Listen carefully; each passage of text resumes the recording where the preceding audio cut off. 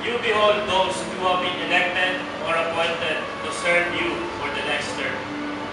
Do you promise to cooperate with them in their efforts to advance the interests of our order? Do you promise to lay aside all petty jealousies and ambitions and work loyally and earnestly with them in performing whatever part of our common task may be assigned to you? In a world without danger, when destruction is near, you can come with us here.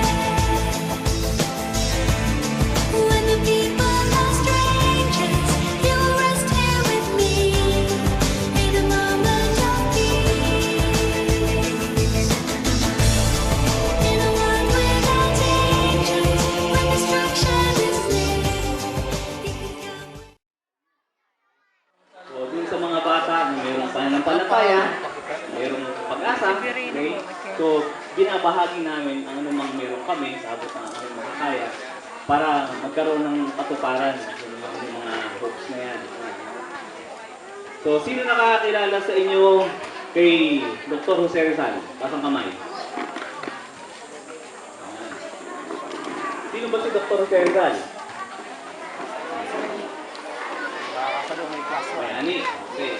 So, si Dr. Jose Rizal ay ang miyembro ng ating samahan. Kasi siyang din mason at karamihan sa ating mga bayani ay miyembro ng mason. Patunay na yung adhikain ng mason ay talagang dakila. Kaya ito, pinagpapatuloy namin ito, traditional. Ang masoneriya ay isa sa pinakamatandang fraternity sa buong mundo. Ano? Maaaring ang mga bata hindi pa naunawaan ito. Ano? Pero gaya ng sinabi ni Dr. Jose Rizal, ang kabataan, ang pag-asa ng balanga, ang bayan. Yun. So, nandun din yun, no? Pag-asa, yung hope, nandun din. So, kaya yung kayong mga bata, okay, sa paraan na kaya namin, nais namin kayong bigyan ng tulong sa pag-aaral dahil alam namin ang kaalaman nandun ang tunay na kayamanan. Okay? Yung mga bata na nag-aaral ng mabuti, yan, natututo yan. At kapag kayo, marami kayong alam, no, marami kayong kayang gawin. At kasama dun sa kakayanan na nagawin ngayon, kaya ninyong hubugin ang magandang bukas ninyo. Okay?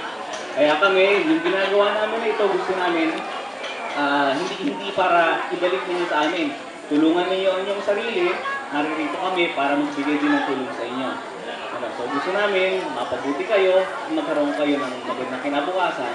At yung sinasabi namin charity na sana pagdating ng panahon, dumating yung panahon na yun na kayo din makakapagbahagi sa inyong mga kapwa. Okay? Iyon ang mga teacher ninyo, ang inyong mga guro. Sila ang tunay na dakila. Palakpakan natin sila. Sila yung nagtsatsaga at sila ang kasama ninyo sa buong taon. Kami, isang taon na lang nakikita.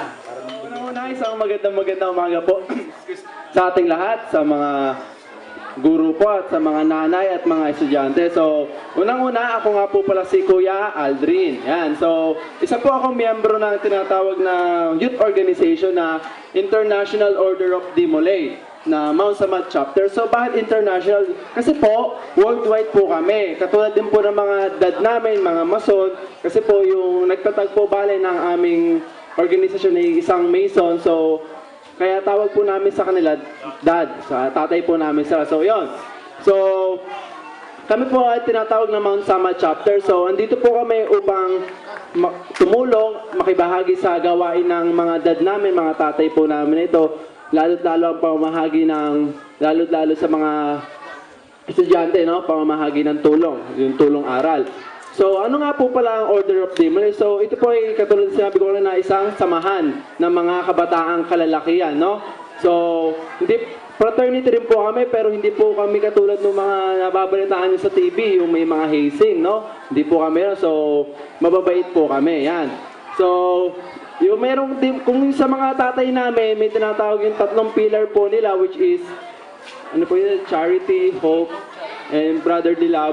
So, kami rin po meron tinatawag na unang-una yung pitong cardinal virtues. Yun yung pinaka, kumbaga sa isang tao, yun po yung pinaka prinsipyo. Alright, so yung unang-una, yung tinatawag na filial love.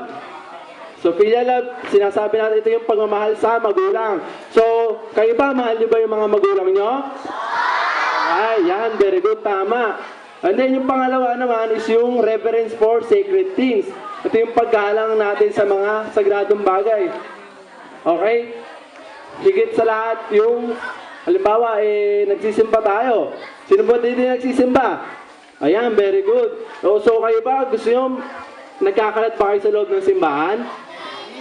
Ayan, very good. Dapat, makiisa tayo sa pagiging malinis sa loob ng simbahan. So, yun, pangalawa, reverence for sacred things. Ilan na tayo? Ilan na? Dalawa. So, yung pangatlo is yung courtesy. Yan, yung pagiging magalang. Yung pagiging magalang sa nanay, sa tatay, kay lolo at lola, tito, tita, ate, kuya, at sa sarili natin. Yan. And then, sa eskwelahan din, gagalangin natin, di tayo magkakalat. Yan. Alright, then tinatawag naman yung pang-apat namin is yung comradeship. Ito yung pagiging magkakaibigan natin, yung friendship, yung samahan. Ayun. So, apat na. Then, panglima yung fidelity. Ito yung pagiging tapat natin sa isa't isa, higit sa lahat sa kaibigan natin, sa magulang. Ayan. Then yung pang-anim, cleanness. Ayan, kalinisan. Hindi lang physical, kundi sa loob, sa isip, no? Hindi tayo mag-iisip ng masasama. Okay? Naintindihan mga bata? Yan, at yung pampito natin, ito yung tinatawag na patriotism o yung pagiging makabansa, makabayan, no? So, paano pa natin papakita? Siyempre, higit kayo kapag may mga every Monday, flag raising ceremony. Siyempre, kailangan attentive tayo. Lagi tayong a-attend ng flag ceremony. When the people are strangers, you will stay with me in a moment of peace.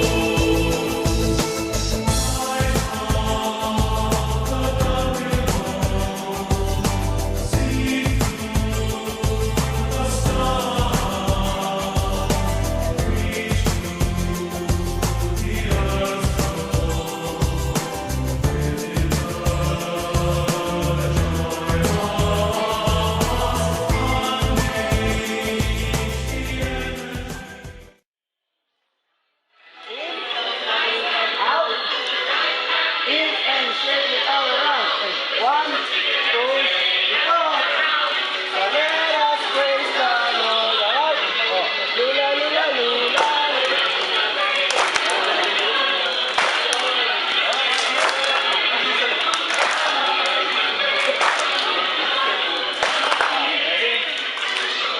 Shoulder in. Out. In. Shake. And. Record. So let us praise the Lord. In, out, in and shake it all around. And record. So let us praise the Lord. Meridian Lodge number 268. Ako po si Dome Rubiano. Kaya ang kasalukuyang worshipful master. Nagpapasalamat sa inyong lahat sa pagkakataong ito.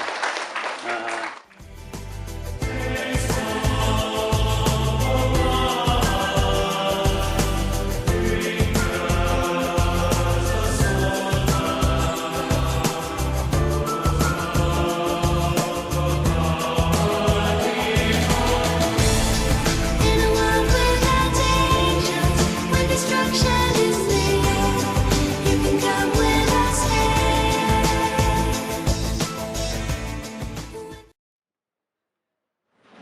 The Order of the Mulay teaches many beautiful lessons, but none more important than honor and true respect for parents.